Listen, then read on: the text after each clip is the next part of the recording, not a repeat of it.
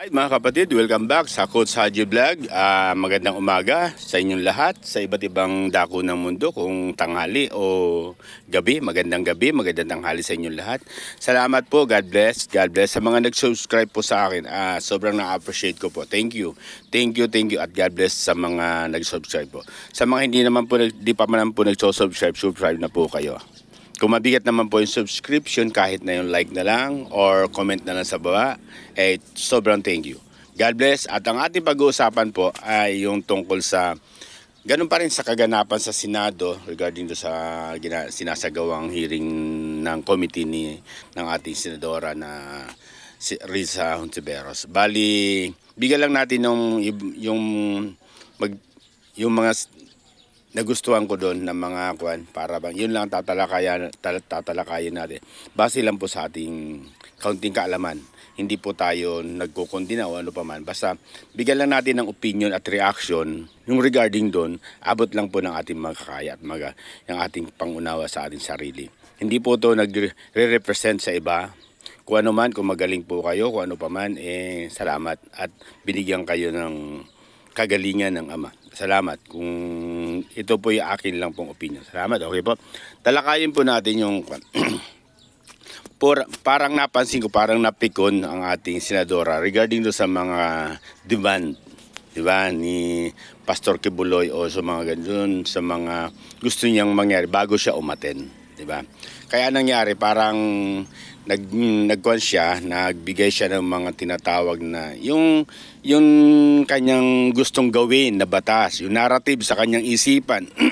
Yun ang ating tatalakayin. Binigyan niya ng diin yung tinatawag na, di ba? Kasi gagawa nga naman ng batas. Kaya pinatatawag si Mr. Kibuloy doon sa hearing para daw makagawa ng matinong batas o yung narrative niya doon sa committee na kanyang sinasagawa. At pag nagkaroon na ng tinatawag na committee report, meron silang naiisip na gawing batas. Pero ang napansin ko lang doon, bigyan lang natin ng counting, dalawa lang ang gusto kong bigyan ng reaction doon. Yung opinion. Yung una, yung freedom of choice. At saka yung sa labor. Regarding doon sa mga volunteer ng Kingdom na nag-aayos doon, nagagawa, yun, bigyan natin ng opinion lang po yun. Dalawang klase na yun, okay? Unahin natin yung freedom of choice, di ba? Yung freedom of choice, iya'y bahagi ng kagustuhan ng bawat isa. Igalang natin yung anuman nang naging pasya ng kanyang damdamin o anuman naging pasya ng kanyang sarili. Siyempre, nirerespeto po natin yun. Pero kung yung sabihin niya doon, nandun, nakalagay doon, sabihin niya, babantayan niya ang bawat, di ba? Bantayan daw yung freedom of choice na ginagawa sa, kaya ang napansin ko doon, yung single out nga, sinisingle out lang si Pastor Kibuloy regarding doon, di ba? Babantayan din na yung freedom of choice. Tingin ko parang hindi tama, di ba? Imagine mo, freedom of choice, babantayan mo, di ba? Even ikaw, di ba? Isa ka rin sa mga nagkamali rin sa larangan ng pagmamahal. Di ba? Doon nga sir sinasabi doon sa di ba? Ni dating kadre na nagsalita doon sa prayer rally, di ba? Alam niyo naman yan eh. Even si Senador, di ba? Risa Hontiveros, isa rin sa mga, di ba, bahagi. Pero may nagsabi ba sa'yo na, oy, bawal yan, di ba? Bagamat marami magkukuna, bawal yan. Pero dahil decision mo yun, naging bahagi ng decision mo, kung mali man yun, ay yun yung bahagi ng decision mo. Pero yung pakialaman mo, yung freedom of choice ng bawat isang Pilipino o bawat membro ng Kingdom o ano pa man yan, kasi parang tingin ko parang single out lang, di ba? Sinisingle out lang yung panig lang ay mali po yun. Yung freedom of choice. Imagine mo, katulad ng mga celebrity, di ba? Wala akong kinuha sa celebrity. Kasi mga pwede naman natin. Para bang nagpapalit lang ng damit kung magpalit ng partners, di ba? Parang nagpalit lang ng damit ba? Palit na naman. Iyon ba? Di ba? Iyon isa bahagi ng freedom of choice. Bakit kagustuhan nila yun eh? May consent ang bawat isa sa kanila. O di ba?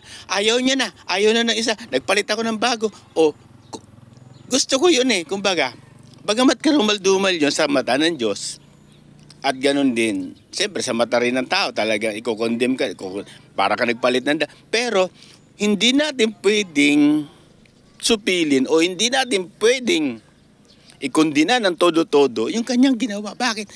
Gusto niya yun. Di ba? Tapos yung pinalit niya, may consent din sa kanya na nagkaroon sila ng consent sa bawat isa na gusto niya ang bawat isa. Kaya nangyari yan, di ba? O di ba? May kagustuhan ang bawat isa. Pero dahil nga sa, di ba, bagamat kagustuhan ng bawat isa sa kanila yon, di ba? Dumating ang panahon, lumipas na, mali pala, di ba? Parang ganoon di ba? Gusto nila, mali. Yung isa doon nagsalita, ay mali pala ang ginawa ko, di ba? Mali. Pero late na nung makuha niya kasi nga damdamin niya yon Bugso ng kanyang damdamin, gusto niya. Gusto niya yung tao na yon. Bagamat nagkaroon sila ng tinatawag na contact ng mga ilang buwan o ano pa man, tapos dumating ang panahon na-realize niya mali. O mali pala, o kaya tapos irereklamo niya yon. Hindi po pwede yun, di ba? Bakit? Parehas kayo may consent sa gusto niyo, parehas yun O, yun yung tinatawag na freedom of choice. Di ba? Kagustuhan ng bawat isa. Pero kung babantayan mo yung bagay na yun, yung tinatawag na freedom of choice, maling-mali yun. Di ba? Maling-mali yun. Ibig mo ba sabihin, kapag gumawa ang isang, kunyari sa loob ng kingdom, yung may gumawa ng ganun, doon sa actual na ginagawa nila, babantayan mo? Parang mali, di ba? O ikaw manunood ka sa mga ginagawa nila? Di ba? Mali yun. Parang list doon sa gusto mong gawin, o narrative mo, na bantayan mo yung tinatawag na freedom of choice. Hindi yun. Tayong lahat mga tao at tayong mga mamamayan, may kanya-kanya tayong gusto. May kanya-kanya tayong igalang natin yung bagay na gusto natin gawin sa bawat isa sa atin. Gusto kong gawin to, igalang natin. Bakit? Iyon yung tinatawag na freedom of choice. Pero kung pakikialaman mo at bibigyan mo ng tinatawag na ganito, ay di ilahat mo. Di ba? For example, doon sa mga maraming issue regarding sa mga kaparian, di ba? Regarding doon sa mga kanilang inaabuso rin ng mga kunyari, di ba? Ay ba't di nyo ipatawag yan? Di ba? Na karamihan. Alam naman natin, hindi tayo nagkukuha na baka naman nag-aakusa. Hindi po. Alam naman natin na gano'n. Marami nangyari na gano'n na talagang yung mga kanilang inaabuso. Di ba? Nilololipap yung bagay na gusto nila. Ba't hindi nyo ipatawag yan? Di ba? Yun. Mabigat din yun. Kaya nga hindi nga po pwede yung tinatawag na narrative mo na bantayan mo yung freedom of choice. Lalabag ka doon sa sinasabing kagustuhan ko to Karapatan ko na pumili o karapatan ko magpalit o karapatan ko na gawin yung gusto ko. Bagamat, di ba, kasalanan yon sa mata ng tao at sa mata ng Diyos. Pero, makukuntina mo ba yon? Both sides sila, nagkaroon sila ng consent bawat isa. Gusto nila, ang ginawa nila, nagkaroon sila ng contact. Kaya nga lang naman nagrereklamo, kaya nga lang naman gumagano kasi late na nung malaman, mali pala. Di ba? Pero gusto nila both side yun. Mayroon naman mga insidente na talagang ayaw nung kabila, pinipilit yun. Paano mo, di ba? Pagdating namin nagrereklamo, di ba? Pero yun nga lang po, ang sinasabi ko, yung freedom of choice, hindi pwede natin bantayan yan ng todo-todo. Na ultimo doon sa mga kaganapan o aktual na ginagawa, mababan, di ba? Parang yun ang gusto mong palabasin, nababantayan mo. Parang gusto mong manood doon sa aktual na ginagawa nila. Babantayan mo yun, di ba? Mali-mali yun, di ba? Kaya respeto natin yung mga bagay na ginagawa natin tungkol sa pansarili nating desisyon. Kaya nga inuulit ko, di ba? Even ikaw, nagkamali ka rin base doon sa sinabi ng dating kadre. Doon sa testimony niya doon sa prayer rally ng, di ba, SMNI. Naging bahagi ka rin ng pagkakamali sa pagmamahal sa maling tao, ano pa man, pumatol ka rin doon sa isang tao na alam mo mayroong pananagutan. Iyon ang base sa sinabi doon, nung kadre. Malinaw yan. At kilalang kilala ka nga, di ba? Pero pinakialaman ka ba? May nagbantay ba sa'yo? Wala naman, di ba? Papayag ka ba? na ginagawa nyo o yung contact na yun may nagbabantay sa'yo. Ang linaw nun ha. Ikaw ba papayag? Di ba? Mali. O, di ba? Kaya sana ayusin yung bagay na tinatawag naman. Hindi pwede nating yung karapatan ng ibang bawat isa ay babantayan mo ng tundot, lalo't itong tinatawag na freedom of choice. Ilalabag po tayo sa karapatan ng bawat isa o sa mga kagustuhan ng bawat isa. Ay kay ewan ko, basta ako, ganun. Sinasabi ko lang ang totoo, di ba? Sinasabi ko lang ang tama na hindi natin pwedeng ganunin. May karapatan tayo na pumili. May karapatan tayo kung sino gusto natin kausap. May karapatan tayo sa bawat isa na gusto natin mga desisyon. Yung mga desisyon natin yan, mga mali. Di ba? Alam naman natin mali, pero bakit, di ba? At least nakita natin mali. O di ba? Pero yung ikondina mo siya ng todo na di ba? Mag-aaway kayo. Diba? Ano pa kaya? Ang sasabihin sa'yo, kunyari, for example, yung isa, si Pedro, pinakialaman ko, baka kayo, di ba? Ano pakialam mo, di ba? Kasi pinakikialaman mo ngayon, freedom of choice, di ba mali yun? Huwag natin ganun yun. Bagamat siguro, counting lang yan, counting bagay na hilot yan. Pero yung lehitimong pakikialaman mo, yung freedom of choice, mali yan. Okay, mga kapatid, sana nabigyan natin ng malinaw na isa pa, sundan natin yun. Pangalawa, yung sa Levor na ginagawang voluntary dyan sa ginagawa ng mga worker ng, di ba, ng kingdom nila, ni Kibuloy. Okay, karamihan naman talaga sa Levor dyan regarding sa mga tinatawag dyan sa mga simbahan, yung mga religious group na mga ginagawa. Karamihan dyan talagang voluntary. Bakit? Bakit ko nasabing voluntary? O, di ba? Mula sa puso niya yun na maglilingkod siya. Gagawin niya yun ng walang ano pa mang pasubali na hindi naghahangad ng ano pa mang bayad. Bakit? Gusto niya yun. Doon siya, base doon sa kanyang nasa sa isip, parang doon siya nababanal, hindi natin kayang pigilin yun. O, di ba? Gusto niya yun yung lever na yun. Kumbaga, tumutulong siya sa mga gawain. Di ba? Pero wag naman yung puwersahan na ganito pag, di ba? Base doon sa mga testimonya, pinagbebenta daw sa mga ganitong klase, di ba? Karapatan nila yun. Pero yung bagay na yun na pagtulong sa isang institusyon na nangangasiwa tungkol sa religion, ay karamihan yan. Marami talagang ganyan. Na talagang devoted sa sarili nila na gumawa ng parte na walang hinahanap na kapalit. Maraming ganyan. At yan, realidad yan sa atin na talagang tumutulong sila para pangasiwaan yung mga bagay na ginagawa sa loob ng kanilang religion.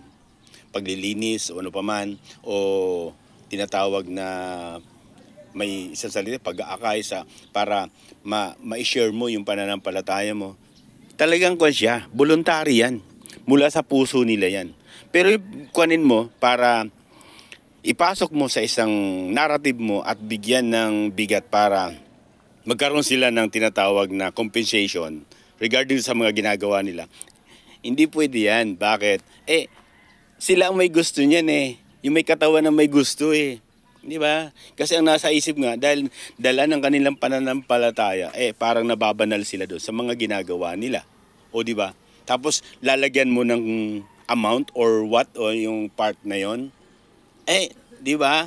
Hindi na siya masasabing parang voluntary. Bakit? May extra amount na yun Hindi ka sa kanila kasi, ako naramdaman ko yan sa kanila kasi, every time na gumagawa sila sa kingdom o sa mga religious group nila ng free o ano pa man, voluntaryong ginagawa, parang doon sila nababanal. Kaya hindi pwedeng ganoon. Kaya nga separation yan yung religion. Diba? Separate yan. Kung may nagbo-volunteer man yan, wag natin kunin yan. Bakit? Kagustuhan nila yan na gumawa ng isang parte para sa kanilang kaisipan at sa kanilang pananampalataya ay doon sila nababanal. Diba? Hindi yan katulad ng mga pribadong sektor o pribado na mga gawain na, kunyari, mga private sector o mga private company na bawat kilos mo dyan, babayaran ka. Natural yun, sa pribado yan Diba? Pero sa religion, may mga ganyan talagang bagay na gumagawa sila ng buong buo. Pero hindi sila naghahanap ng kapalit. Bakit? Naisa isip nila na doon sila nababanal. Doon sila nagiging mabuti sa kapwa nila at higit sa lahat, nagiging mabuti sila sa taas. Na alam nila doon sa pananampalataya nila. Kaya hindi natin pwede silang diktahan o bigyan natin ng sinasabi, kailangan may certain amount para doon sa mga ginagawa nila. Hindi yun. Maniwala ka sa akin, hindi siya ganun. Ang pagmamahal ng deboto o devoted sa kanyang religion ay nagbibigay ng kusang loob para gumawa doon sa mga gawain sa loob ng kingdom nila. Ganun yan. Alam naman nyo yan. Ganun, di ba? Hindi yan katulad ng mga private companies na ganun. Talagang doon sila. Hindi nyo kasi nararamdaman yung mga ganun bagay, di ba? Ako, nagawa ko na po yan, di ba? Na kapag ginagawa mo at nandun ka na sa loob at ginagawa mo yung mga bagay na yung para doon, sobrang saya, sobrang luwag, sobrang gaan ang pakiramdam mo na ginagawa mo yung. Bakit? Voluntary mo nga yun dahil doon nga iniisip mo at talaga nananampalataya ka para sa ikababanal mo. Pero once na tinapatan mo yan ng salapi o tinapatan mo na yung tinatawag lever na bawat ginagawa, hindi na yun. Hindi na siya nagiging masaya sa kalooban mo. Bakit? May katapat niyang pera. Pero yung walang ganon, na kusang loob na ginagawa mo para luminis, maliging malinis, o ano pa mang bagay na ginagawa mo dyan sa loob, na sa yung religious group na yan, ng buong puso mong ginagawa, sobrang saya nun, sobrang ganon. Subukan nyo lang. Try nyo lang yung mga ganong bagay na sitwasyon. At mararamdaman nyo kung gaano kasaya sa sarili nila na naglilingkod sila ng ganun, ng buong puso, na walang hinahanap na kapalit. Igalang natin yun, mga ganun. Bakit? Idamdamin nila yun. Gumagawa sila ng hindi nag-iisip ng katapat o nagtatrabaho sila na hindi sila nag-iisip ng ano pa mang katapat na kwarta o pera o salapi regarding doon sa ginawa nila. Sanay po kasi kayo sa inyo, ganun, na every time nakibot, pera. Every time pera, may kapal, ganyan. Ibahin niyo po sila. Ibahin yung ganyang situation sa religion. Magkaiba yan. Masaya sila doon sa ginagawa nila kahit walang katapat na salapi o ano pa mang bayad doon sa ginagawa nila. Diba? Hindi. Nakasanayan kasi po natin o nakasanayan ng iba. Katulad sa inyo, sa government. Bawat kibot, pera. Bawat kibot, ito. Diba? Hindi nyo, wala, hindi ko na, walang pagmamahal. Bakit? Bakit ka gumagawa? Kasi may katumbas nga na pera. Sila hindi po. Voluntaryo silang gumagawa na may kalakip ang puso na pagmamahal sa paglilingkod. O pag ginagawa nila yon, bagay ng isip nila na doon sila nababanal. Ganun lang. Irespeto natin sila sa mga ganong sitwasyon. Huwag natin silang parang dinidiktahan. Diba? Walang ganun. Kung kayo sanay sa pera, sila hindi halos ganun. Okay, God bless po. Salamat at God bless. Salamat. At sana nabigyan natin ng kaunting kalinawan o opinion yung mga ganung bagay na hindi nila nararanasan kasi, di ba? Hindi nila yung gumanon mag-volunteer sa isang institusyon o sa isang religious group na talagang buong puso nilang ginagawa. Dedikado sila doon Kaya sana nakita natin ng kahalagahan kung bakit kailangan wag nating i-single out o wag natin pakialaman yung mga bagay na yon, di ba? Kaya God bless po, salamat. Basta ganito lang lagi, sinasabi ko lagi. Pag mali, mali. Pag tama, magsama-sama tayo. God bless, thank you. Thank you po, God bless po.